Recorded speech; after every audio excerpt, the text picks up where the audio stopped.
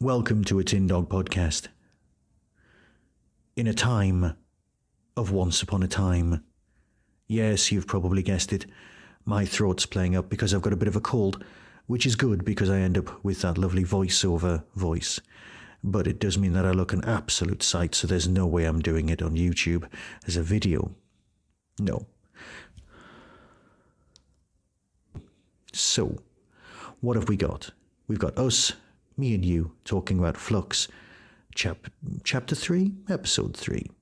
You can call it whatever you want. So, what have we got? I've got a couple of pages of notes we could go through. That makes sense, doesn't it? We've got a new character called Belle, who is on a quest for love. Love is not a mission. Can I just say that that is a t-shirt in waiting? There are 2 t-shirts in waiting, or indeed not t-shirts but ribbons for Gallifrey. Yeah, I'd love to go to Gallifrey at some point in my life. Oh, is this a TARDIS? That would also make a pretty good t-shirt. I'm sure those things already exist. People will be beavering away now, just like they're beavering away making the new coat for the Doctor. It's very nice. The whole dark exterior with the interior, is it inside out? I just don't know. So, this time we're presented with something that may or may not be less than the sum of its parts. Is such a thing even possible? I suppose so. As the days went by after seeing this, and I did see this late, I started thinking what it reminded me of. And then I realised it came to me. It reminds me of Babylon Squared. A narrative that's all over the place and characters are trapped, falling through time, and as an audience we're discovering things as they go. From Babylon 5, we remember that? Yeah. But it's also reminiscent of what I can only describe as my worst cinematic experience of all time. My official least favourite film ever. Last Year in Marienbad. Where 2 people may or may not have met in a hotel the year before, or if it is a hotel, you don't know, and if they may or may not have had an affair, and they may or may not be married, and they may or may not still be together, and it's in French, and it's black and white, and when I saw it, I had a hangover. I actually thought I'd died, and was falling through the narrative even more intently than I think the original filmmaker intended. So, that's what this reminded me of. It is narrative fun. It doesn't quite know what it is, but what it's doing is it's laying in more groundwork. Of course, there's more questions. Is the universe really broken? Is Barbara Flynn's appearance truly the single most exciting thing to happen to Doctor Who in minutes? Possibly, but the rest of the world won't know who Barbara Flynn is, and they'll have never seen a very peculiar practice. Very informative.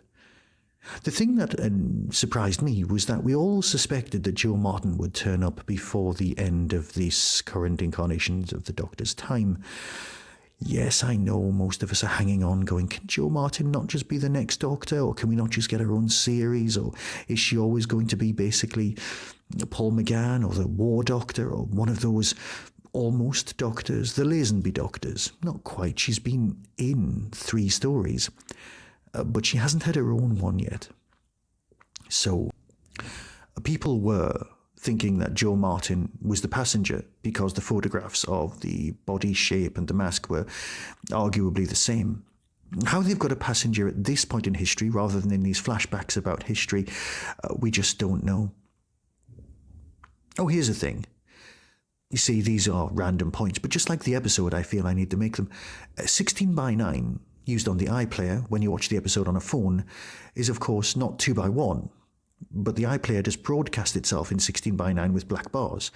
So when you've got a widescreen phone, you're expecting it to be 2:1, but it's not. It's 16:9 box with a 2:1 shape on a 2:1 phone, and then you just want to cry and go, no, zoom in, and it can't, and then you just want to hit things. I'm sorry, I'm making very less sense. I'm probably making as much sense as, well, the obligatory it's the historical a Liverpudlian bloke down a tunnel scene that we see in every episode, just so that everyone who watches episode 6 can go, oh yeah, that's the Noddy Holder lookalike appearing, just to distract you and go, oh yeah, I've got it now. That's the bloke we saw earlier fixing this entire story. So what else have we got going on? Well, we've got Tamagotchi Child.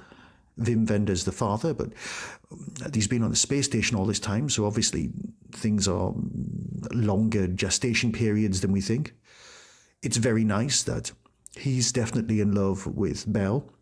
Belle's being the adventure action hero and gets to hang around by killing some, oh yes, I forgot to mention it, the very exciting CGI and terribly, terribly shiny Daleks, and the not so shiny but very 70s but not 70s Cybermen who get to survive. So there is the obligatory exposition Cyberman who gets to ask all of the questions that we as the audience are already asking anyway.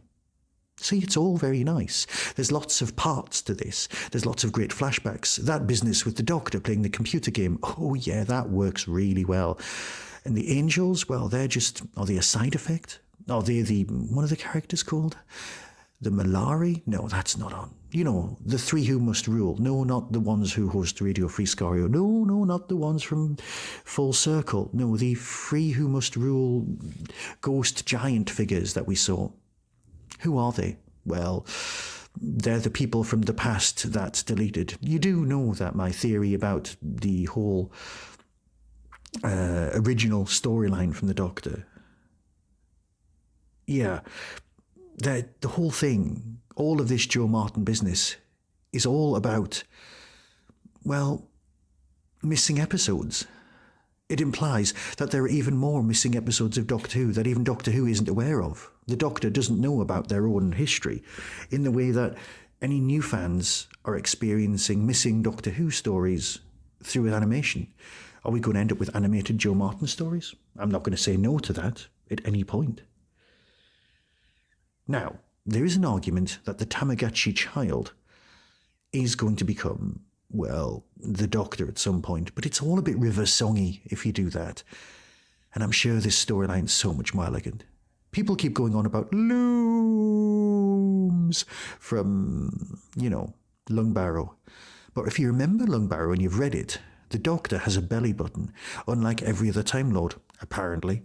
And that's why his nickname at school was Snail. Probably something else that people try not to think about. There's lots of other moments. You get the Wender's backstory involving the Grand Serpent, who's the bloke from Line of Duty, not the bloke from Call of Duty, which would be a very different thing. He seems to be cosplaying a random comedian called Russell. I think, is it Russell Kane? I think so, which is fine. He's just as manipulative and nasty and slimy as any classic villain, so that works. And it's nice that, of course, the reason that he's kicked out and exists on the spinning planet Rose is, well, Space Station, is because he's a moral person, which, of course, puts everyone in a nice view. Did I enjoy it? Well, yes. One of the things that is important is that it was set up to be a whole Yaz love thing, and it didn't feel right, because in my head it's going to have to be Claire, and Claire's turning up next week in the Angel story. There was a lot of angels here. So are they linked with the story, or are they just part of a narrative in the sense of they are mindless monsters who just want to consume? We'll have to get back to you on that one. I just don't know.